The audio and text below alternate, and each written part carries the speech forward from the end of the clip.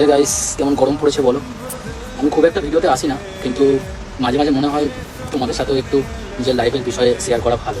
তো একটা মানুষ আছে যে আমাকে সবসময় সাহস দিয়েছে, মানে আমাকে বকে আমার থেকে দূরে থেকেও আমাকে বোঝানোর চেষ্টা করছে যে লাইফটা যতটা সহজ মনে করি আমরা ততটা সহজ হয় না।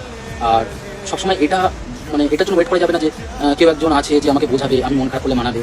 এগুলো নিজেদেরকেই ট্যাকেল করতে হয়। আমার লাইফে একটা মানুষ আছে, আর আশা করছি সেই মানুষটা সারা জীবন আমার লাইফে থাকবে। তা এখন নিজের বলতে শুধু ওই আছে, আর কেউ নেই।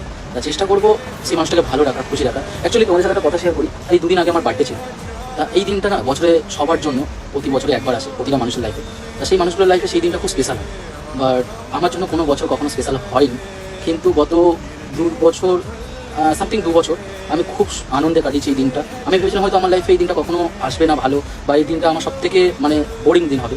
বাট একটা মানুষ আছে আমার লাইফে যে কখনো আমাকে বুঝতে দেয়নি যে এই দিনটা মানে এই যে জন্মদিনটা, বার্থডেটা কখনো কারোর জন্য খারাপ হতে পারে। তা সেই দিনটাতে যথেষ্ট খুশি রাখার চেষ্টা করেছে, যথেষ্ট আমাকে আনন্দ দিয়েছে।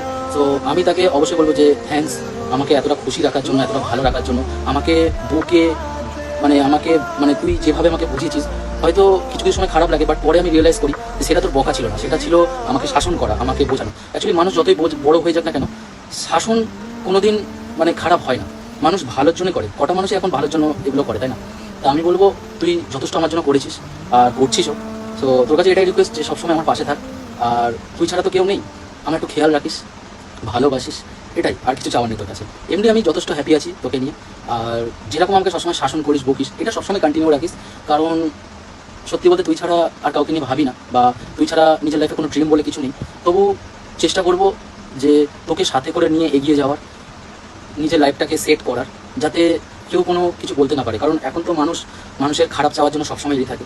তো এত পরিস্থিতির মাঝেও, এত কিছু মাঝেও তুই আমার পাশে ছিলিস বা আমার পাশে আছিস, তার জন্য তোর কাছে অনেক থ্যাঙ্কস। মানে আমি যদি তোর পায়েও ধরি তাতেও হয়তো আমার ঋণ শোধ হবে না, কিন্তু সবসময় আমার এরকম পাশে থাকিস, ভালোবাসিস। আর থ্যাংক ইউ।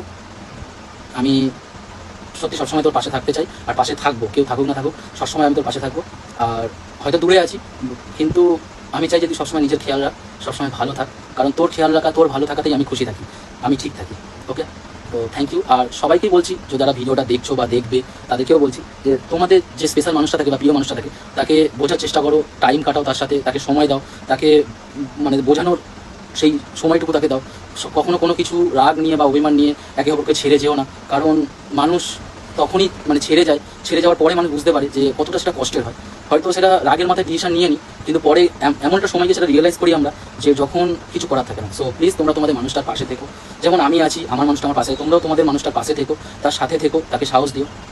ঠিক আছে, এর বেশি কিছু বলার নেই। সো লাভ ইউ গাইস, ভালো থেকো তোমরা।